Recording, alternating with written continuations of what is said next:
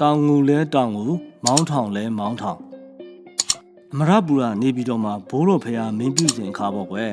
်သာသနာပိုင်ဟာမောင်းထောင်ဆရာတော်ဖြစ်တယ်ဘိုးတော်ဖရာရဲ့သားတော်တစ်ပါးဖြစ်တဲ့မောင်ဦးဟာတောင်ငူမြို့ကိုစားရတဲ့အတွက်တောင်ငူမင်းသားလို့လည်းခေါ်တာပေါ့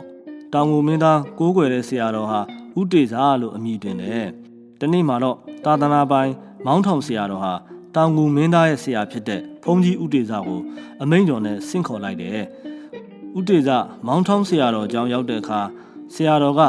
ဘိက္ခုပါတိမောက်ဘိက္ခုနီပါတိမောက်ဥဒ္ဒတိတ်ခါမူလတိတ်ခါစားတဲ့ကျမ်းတွေကိုအကုန်အစင်အာကုန်နှုတ်တက်ပြန်ဆိုစေတယ်မင်းသားရဲ့ဆရာလည်းမနေတာတော့ပဲနှုတ်တိုက်ပြန်ဆိုရမှာတချို့ကိုရတချို့လဲမေးလျော့နေလို့မပြန်ဆိုနိုင်မဲဖြစ်နေရတယ်ဒါနဲ့သာသနာပိုင်ကလည်းမရမနေပြန်ဆိုရမယ်လို့အထက်ထက်ပြန်ဆိုစီတဲ့နောက်ဆုံးမရတဲ့အတွက်ဥဒေသကိုကျောင်းတိုက်အတွင်းမှာအမိုင်လဲတဲကျုံတဲဖို့ရေခတ်စေခြင်းဖြင့်ရေတံတဲတံပေးတဲ့အဲ့ဒီအကြောင်းကိုတောင်ငူမင်းသားသိတဲ့အခါမောင်းထောင်ဆရာတော်ထံဝင်ရောက်ပြီးရှင်ဖေဟာတပည့်တော်ရဲ့ဆရာဟာဝင်းနီးတော်ကျမ်းစာမပြန်ဆိုနိုင်တာနဲ့ဝင်းနီးတိတ်ခါပုံးနဲ့စန့်ကျင်လွဲမားတယ်လို့ပြောနိုင်ပါမလားလို့လျှောက်တယ်ထိုအခါသာသနာပိုင်ဆရာတော်ကမင်းသားတင့်ဆရာတော်ဟာအကျင့်တိတ်ခါပြည့်ရင်းတယ်လို့ငါမဆိုစာမရရတာငါဒဏ်ပေးခြင်းဖြစ်တယ်လို့မိန့်တယ်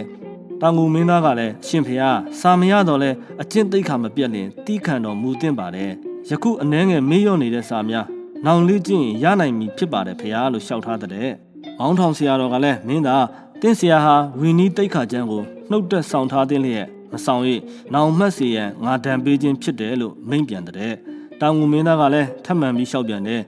ရှင်ဖေဟာဤများပြားတဲ့စာများကိုယခုချက်ချင်းအကုန်အစင်ပြန်ဆိုနိုင်ရမှာခဲရင်လာပါတယ်အချိန်ပေးလေးကျင့်ပြန်ဆိုစေပြီးမရတဲ့အခါမှဒဏ်ပေးသင့်ပါတယ်ယခုအရှင်ဖျားပေးသည့်ဒဏ်ကြောင့်တပည့်တော်ရဲ့ဆရာမှာပင်မလှပါတယ်တိခံတော်မူပါဖျားလို့ရှောက်ပြန်တဲ့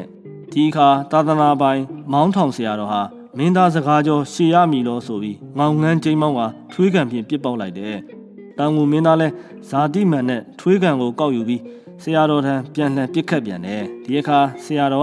ကနေရာကထပြီးမင်းသားကိုခြေဖြင့်ကန်မင်းသားကလည်းအရှုံးမပေးပဲလုံးထွေးတပ်ပုတ်တော့တယ်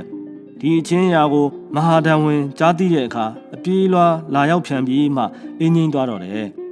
တောင်ငူမင်းသားလည်းသူ့ဆရာဥတေဇကိုပင်ပြီးတောင်ငူပြန်ကြွတော့တယ်အဲ့ဒီသတင်းကိုဘိုးတော်မင်းတရားကြီးကြားတဲ့အခါအကြောင်းရရက်ကိုမင်းမြန်းစုံစမ်းပြီးတောင်ငူကလည်းတောင်ငူမောင်းထောင်ကလည်းမောင်းထောင်ပဲလို့မိန့်တော်မူတဲ့ဒီနောက်မှာတော့ဘိုးတော်ဖရာဟာစိတ်မချမ်းမြေ့ဖြစ်လို့တောင်ငူမင်းသားကိုငယ်ကလေးကစုံမနိုင်နေတဲ့ရန်ကုန်မြို့ဝင်ဦးကျော်ရွေးကိုနေပြည်တော်သို့ဆင့်ခေါ်ပြီးတောင်ငူမင်းသားနဲ့မောင်းထောင်ဆရာတော်တို့ရဲ့အဖြစ်အပျက်ကိုမိန့်ကြားပြီးစိတ်ဆက်ပြင်းငင်းအောင်ဆောင်ရွက်ဖို့တာဝန်ပေးရလိုက်တယ်ဝင်းကြီးဦးကျော်ရွေးဟာတောင်ငူမင်းသားကိုချော့မော့ဖြောင်းပြဆုံးမပြီးတဲ့နောက်မကြာမီမှာပဲနန်းတော်ဈေးတဝန်ဆောင်မှာသာသနာပိုင်မောင်းထောင်ဆရာတော်နဲ့တကွသူဓမ္မဆရာတော်တို့ဟာတောင်ငူမင်းသားကစွန်းပင့်ကျွေးဖို့အစီအစဉ်တရက်ကိုဆောင်ရွက်နိုင်ခဲ့တယ်။စွန်းပင့်ကျွေးပြီးတန်ဃာတော်များရှေ့မောက်မှာပဲသာသနာပိုင်မောင်းထောင်ဆရာတော်ကိုတောင်ငူမင်းသားကရိုသေစွာရှ िख ိုးပြီးအပြစ်ဝင်ချပြီးတိခတ်မာရန်လျှောက်ထားလေတဲ့။အဲ့ဒီခါမှာကြွရောက်လာကြတဲ့ဆရာတော်များသာမကခမဲတော်မဲတော်နန်းတော်သူနန်းတော်သားအားလုံးရှင်ပြုံးကြည်လင်စွာနဲ့တာဓုခေါ်ကြတယ်။တာဓုတန်ဟာဇေတဝင်ကိုတော်လွှမ်းဖုံးသွားတဲ့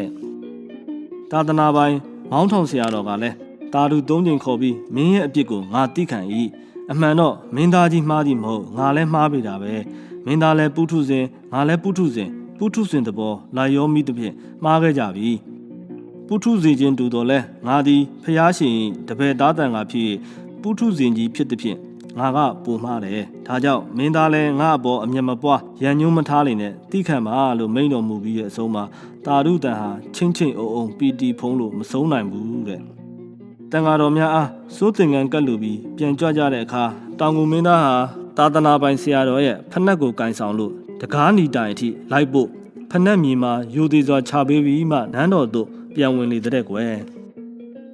ဤရာဇဝင်အဖြစ်အပျက်ကြောင့်တောင်ငူလဲတောင်ငူမောင်းထောင်လဲမောင်းထောင်ဆိုတဲ့စကားပုံဖြစ်ပေါ်လာတယ်။ဤရာဇဝင်ကိုထောက်ချူပြီးចောင်းသားလူငယ်များဟာဆရာအရှင်ကိုမထေမဲ့မီမပြုအပ်ဘူး။အပြစ်ပြုမိလင်လဲရိုသေစွာရှ िख ိုးဝင်ချတောင်းပန်မှသူတော်ကောင်းတို့ချီးမွမ်းစရာဖြစ်မယ်လို့မှတ်ယူပြီးလိမ္မာရေးချရှိစေကြဖို့ရာဇဝင်သင်ခန်းစာတစ်ခွက်ကိုထုတ်နှုတ်ဖော်ပြလိုက်ရပါတဲ့ကွယ်။